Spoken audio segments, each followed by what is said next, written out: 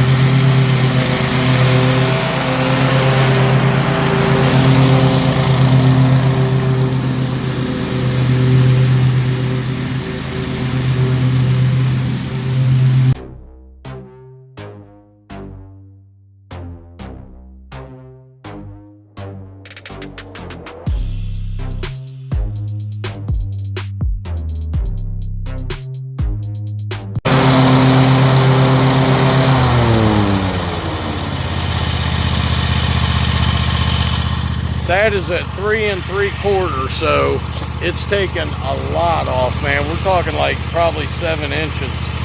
So let's do this side and then get the main strip.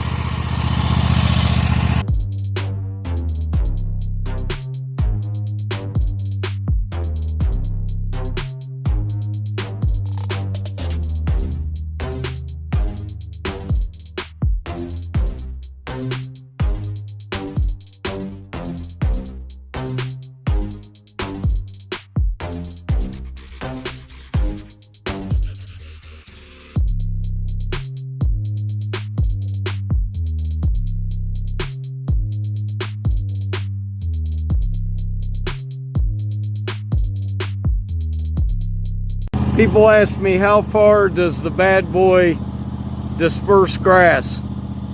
There's the line I cut down coming this way. There's the dispersal. I mean, that's got to be 10, 12 feet, guys. Has to be. One of these days we'll measure, but my Skag never throws grass that far. My 48 doesn't, my 52 didn't, so I'll see you in a minute. Okay, there it is. Finally done. This does not get cut again until the first week of November, and that's the last cut. It is sold. Oh, I need everyone to do me a favor. Pause the video, do whatever you got to do.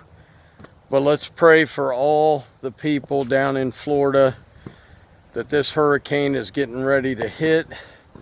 Especially my buddy Cristobal and my buddy Ron Drake and any of you lawn guys down in Florida, man. Let's pray for those guys. This does not look like a good one, so not that any of them are, but let's just pray for safety and that they get through it with their lives and them and their families. So I will go get my last 2 done. I'll see you guys back at the house and we'll talk. All right, guys. Okay, done for the day, 10, all done. So I want to talk about the third thing and the third biggest mistake I made in my business, and that was scheduling, okay? And that took me a while to figure out, and not only scheduling, but I was mowing constantly, people texting me. I did not stop to write it down like I do now. I did not stop to write it down. And so basically what happened was I would come home at night, flip through the text, and start writing stuff down, call people back, do all that stuff. The problem with that is, don't jot something down on a notepad and then toss the notepad aside, because then you're going to forget where you put the notepad. If you're like me and you're super busy, you're going to be like, oh my gosh. Now, I'm not busy like that anymore, thank goodness. I have got my yards down to a science. I don't have to. The only thing I do is when I'm done at the end of the day, I write them down. That's it. I know every day is the same yards all week long. Now, that's where I'm at now, okay? Come February, people start calling, can we get mulch? Yep, I'll put you down for this day or that day, and then we just start mulching. But what I used to do, I'd have people text. I would get so many texts that I would forget to open one. And so basically what happened was, I was doing a job one day and a lady called me and she said, are you still going to be here today? And I said, no ma'am, I'm scheduled at this house. She goes, well, you scheduled me today. And so I went back in my text and looked, and sure enough, I had scheduled her. And I asked her if it was okay if I did it in 2 days. She was like, no, I've already waited too long. I'm just going to get somebody else. So that's where I made a mistake, guys, is not keeping a solid record of the phone calls and writing that in the house. We have like a calendar, and I write down on that what days I'm doing what jobs, because I'm telling you, if you get busy enough, you will forget, and it will cost you work. I know a couple guys mentioned yesterday scheduling and all that. Now, sometimes I'm just so busy I can't take the work.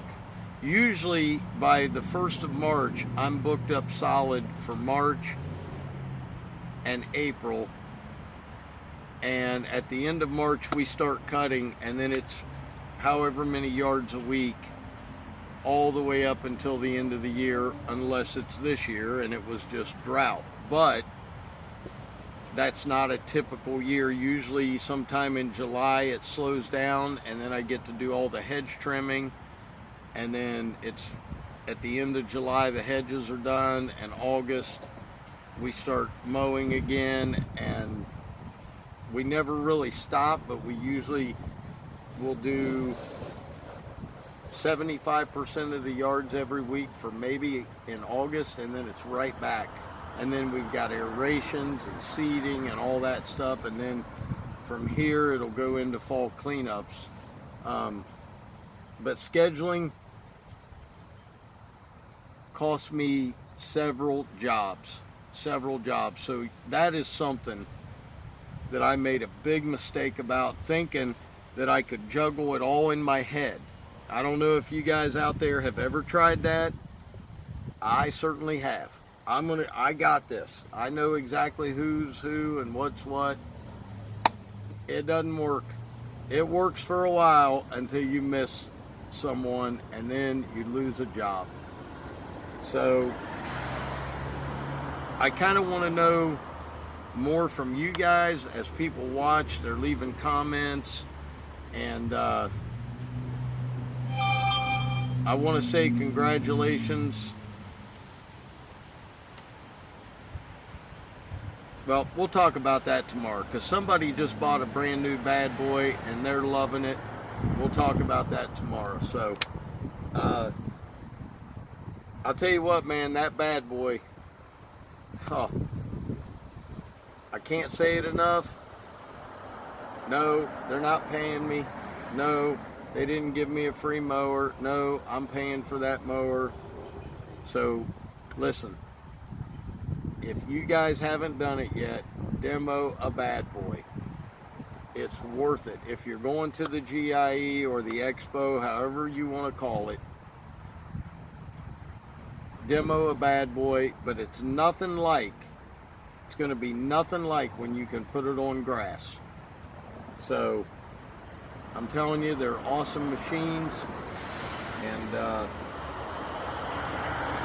I couldn't be happier having bought it. It's got 155 hours on it now. That thing is running like a charm. Nothing wrong with it. So, guys, tell me your stories.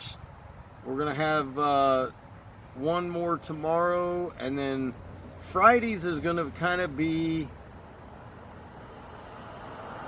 a mistake I made on YouTube with lawn care. So definitely let me know yours. But scheduling, it cost me several jobs. I mean, I could count on one hand. I would say at least 4, maybe 5. But once you get scheduling down, now there's a difference between, like I said, between scheduling a job and being so busy you can't do a job. Totally different things. So, guys, as always, Dr. Real was in the house. Keep it real. God bless y'all. Have a great day and be safe. Peace.